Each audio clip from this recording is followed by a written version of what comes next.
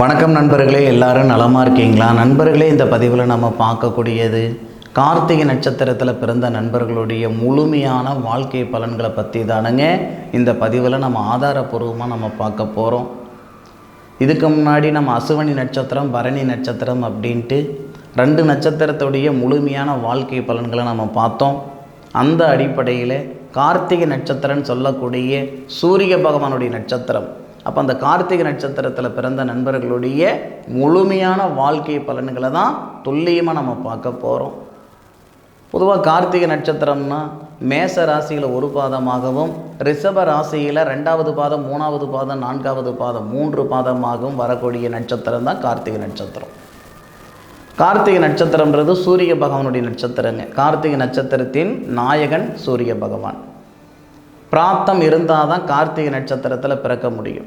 அதாவது சூரிய பகவானுடைய நட்சத்திரத்தில் பிறக்கணும்னா பிராத்தம் இருந்தால் தான் பிறக்க முடியும்.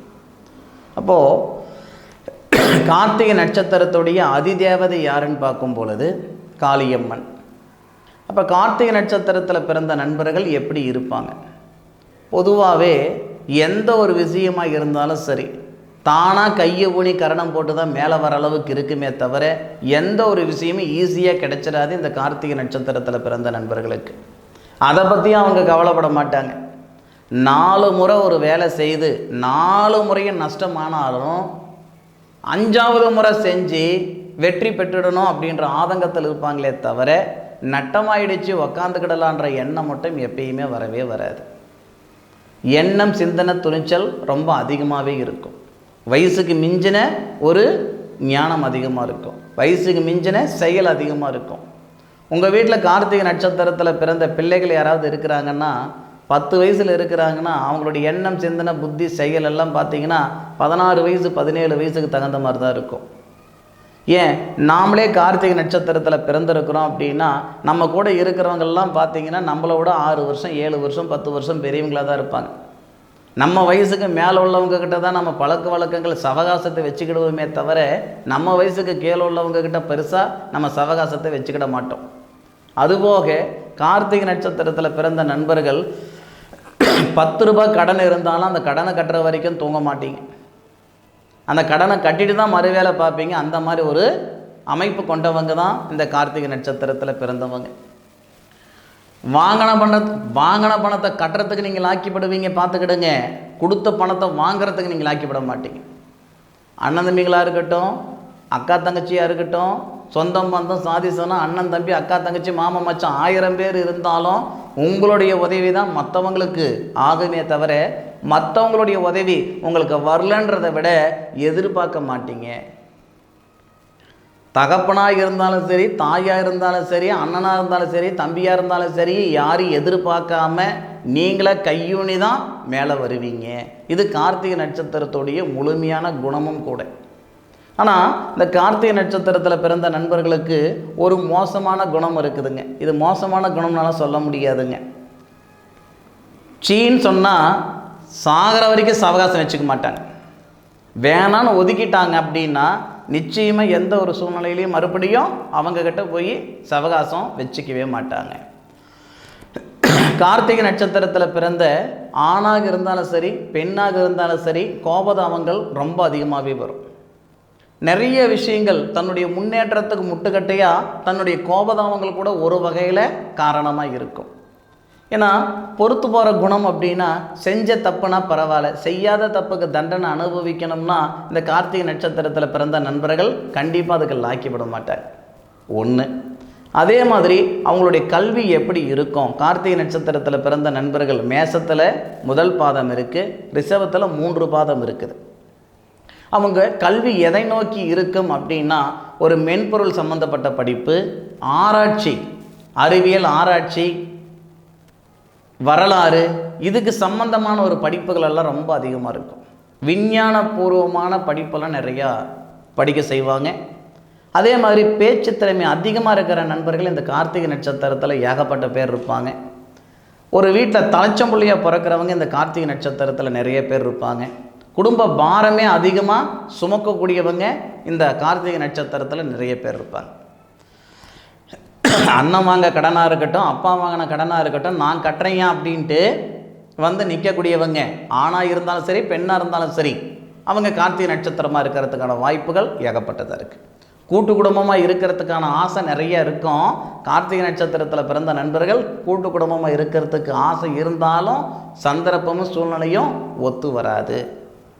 படிப்பு ஸ்தானம் பரவாயில்ல, படிப்புக்குண்டான வேலை வாய்ப்பு அமையுமா, படிப்பறிவு நிறையா இருந்தாலும் நான் ஓனர் ஆகணும், நான் ஒருத்தர்கிட்ட போய் வேலை செய்கிறத விட நான் 2 பேருக்கு வேலை கொடுக்கணுங்க அப்படின்ற எண்ணங்கள் இந்த கார்த்திகை நட்சத்திரத்தில் பிறந்த நண்பர்களுக்கு நிச்சயமாக அதிகமாகவே இருக்கும்.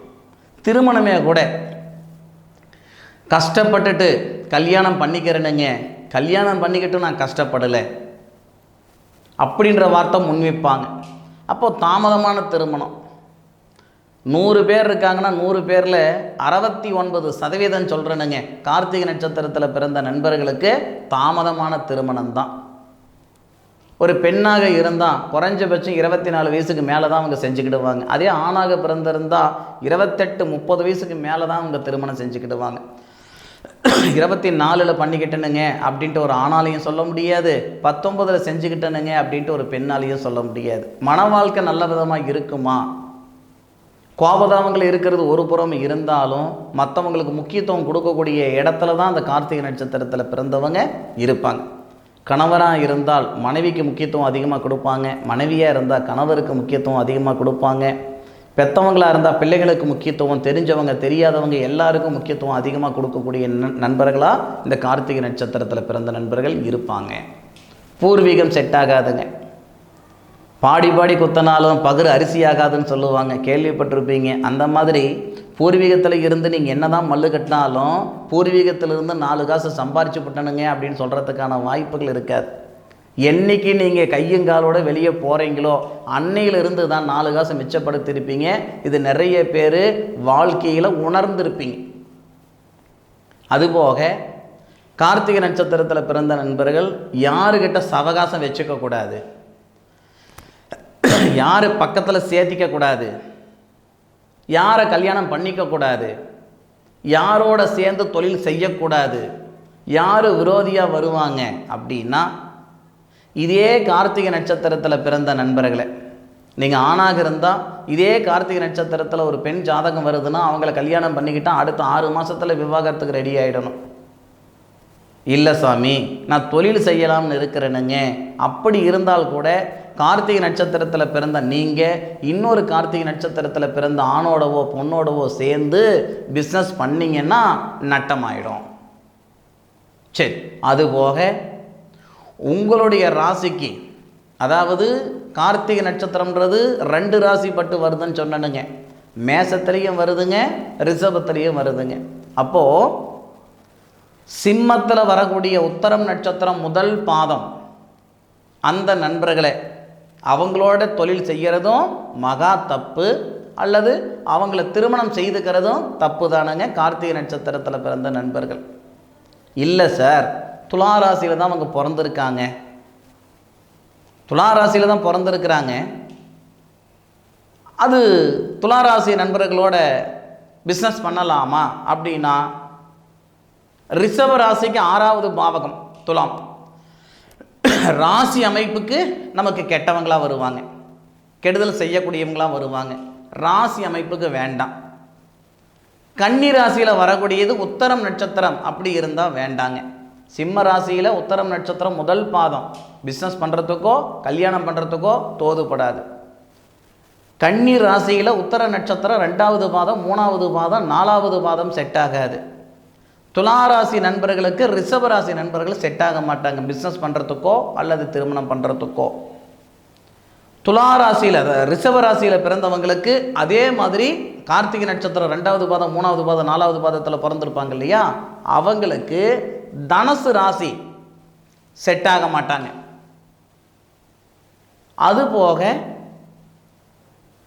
தனுசு ராசியில் உத்திராடம் நட்சத்திரம் சொல்லக்கூடிய நட்சத்திரமும் இந்த கார்த்திகை நட்சத்திரத்துக்கு ஆகாத ஒரு நட்சத்திரம். தனுசு ராசியிலையும் வரும் உத்திராட நட்சத்திரம் முதல் பாதம், மகர ராசியிலையும் வரும் 3 நட்சத்திரம் 3 பாதம் வரும். மகரத்தில் உத்திராடம் நட்சத்திரம் 2வது பாதம் 3வது பாதம் 4வது பாதம் வரும். சூரியனுடைய அந்த 3 நட்சத்திரம் வேண்டாம். அதுபோக கன்னி ராசி துலாம் ராசியை திருமணம் செய்கிறது வேண்டாம், தனுசு ராசியும் திருமணம் செய்கிறது வேண்டாம். இவங்களால் பாதகமான ஒரு நிலை தான் வருமே தவிர, ஏமாற்றம் தான் வருமே தவிர, காசு பணம் கொடுத்தா கூட சிக்கலாகி போயிடும். சரியா? அதனால் இந்த அமைப்புகள் பார்த்துக்கோங்க. சரி, அது போகட்டும். கார்த்திகை நட்சத்திரத்தில் பிறந்த நண்பர்களுக்கு இந்த பிரபஞ்சம் கொடுக்கக்கூடிய அற்புதமான திருத்தலம் எது? கார்த்திகை நட்சத்திரத்தில் நம்ம பிறந்திருக்கிறோம்னா நம்மளுடைய வாழ்நாளில் ஒரு முறையாவது போகக்கூடிய திருத்தலம் எது? போக வேண்டிய திருத்தலம் எது? உங்களுடைய நட்சத்திரத்துக்கு உகந்த ஒரு தெய்வ தேவதைகள் எங்கே இருக்குதுன்னா, பூம்புகார் போகக்கூடிய பாதையில், மயிலாடுதுறையிலிருந்து பூம்புகார் போகக்கூடிய பாதையில், மயிலாடுதுறையிலிருந்து பூம்புகார் போகிற பாதையில் 8 கிலோமீட்டர், மயிலாடுதுறையிலேருந்து பூம்புகார் போகிற பாதையில் 8 கிலோமீட்டர் போகணும். 8 கிலோமீட்டர் போனால் கஞ்சநகரம் அப்படின்னு ஒரு இடம் வரும். அந்த கஞ்சநகரம் அப்படின்ற இடத்துல இருந்து சும்மா ஒரு 1/2 கிலோமீட்டருக்குள்ளார போனீங்கன்னா காத்திர சுந்தரேஸ்வரர் அப்படின்ற ஒரு திருத்தலம் இருக்கும். அற்புதமான திருத்தலம். தமிழ்நாட்டில் ஒரே இடத்துல தான் அந்த திருத்தலம் இருக்கும், காத்திர சுந்தரேஸ்வரர். இந்த திருத்தலத்துக்கு இந்த கார்த்திகை நட்சத்திரத்தில் பிறந்த நண்பர்கள் தன்னுடைய வாழ்நாளில் ஒரு முறையாவது போயிட்டு வர மாதிரி பார்த்துக்கோங்க. குடுப்பனை இருந்தால் தானுங்க இந்த கோவிலுக்கு போக முடியும். தம்மையில் வச்சிருப்பேன், பூர்வ ஜென்மத்தில், இதுக்கு முன்னாடி ஜென்மத்தில் புண்ணியம் செஞ்சிருந்தால் தான் இந்த ஆலயத்துக்கு உங்களால் போக முடியும். நிறைய வீடியோவில் நிறைய பேர் சொல்கிறாங்க. ஆனாலும் இப்போ நான் சொல்லக்கூடிய ஆலயத்துக்கு கார்த்திகை நட்சத்திரத்தில் பிறந்த நண்பர்கள் என்னதான் போகணும்னு மல்லு கட்டினா கூட உங்களுக்கு பிரார்த்தம் இருந்தால் தான் அந்த கோயிலுக்கு போக முடியும். எங்கேருந்து எப்படி போகணுன்ற விவரம் சொல்லிட்டேன். இன்னும் ஈஸியாக நான் என்ன செய்யலாம்னு இருக்கிறேன்னா, டிஸ்கிரிப்ஷனில் இல்லை கமெண்ட்டில் இந்த இடத்துடைய லிங்க், இந்த கோவிலுக்கு எப்படி போகணுன்ற மேப்பு வைக்கலாம்னு இருக்கிறேனுங்க. அந்த லிங்க்கு நீங்கள் டச் பண்ணாவே மேப்பு வந்துடும். பூம்புகார் நேராக வந்து நீங்கள் மயிலாடுதுறைக்கு போயிடணும். மயிலாடுதுறையிலிருந்து பூம்புகார் போகிற பாதையில் தான் கஞ்சநகரம் இருக்கும். கஞ்சநகரில் தான் காத்திர சுந்தரேஸ்வரர் இருக்கும். அந்த காத்திர சுந்தரேஸ்வரர் கோவிலுக்கு ஒரு முறை போயிட்டு வாங்க. வாழ்வாதாரத்தில் நிம்மதி, சந்தோஷம் 100% வரும். அருமையான வாழ்க்கை, அற்புதமான வாழ்க்கை கார்த்திகை நட்சத்திரத்தில் பிறந்த நண்பர்கள் வாழ்வீங்க. ஆணாக இருந்தாலும் சரி, பெண்ணாக இருந்தாலும் சரி. உங்களுடைய நட்சத்திரத்துடைய அதிதேவதை காளியம்மனாக இருந்தாலும் உங்களுக்குரிய திருத்தலம் தமிழ்நாட்டில் மயிலாடுதுறையிலிருந்து பூம்புகார் போகிற பாதையில் கஞ்சநகரத்தில் தான் இருக்குதுங்க. அதை பார்த்துக்கிடுங்க. அந்த கோவிலுக்கு போயிட்டு வாங்க, சிறப்பாக இருக்கும். காத்திர சுந்தரேஸ்வரர் திருத்தலம். சரி நண்பர்களே, இந்த ஒரு காணொளி உங்களுக்கு பயனுள்ளதாக இருக்குன்ட்டு நான் மனசார நம்புறேனுங்க. இந்த காணொலியை பற்றி கருத்துக்களை கமெண்ட் பாக்ஸில் பதிவு பண்ணுங்கள். அதுபோக உங்களுடைய சுய ஜாதகத்தில் இருக்கக்கூடிய கிரக அமைப்புகள் எப்படி இருக்குதுன்ற ஒரு முறை பார்த்துக்கிடுங்க.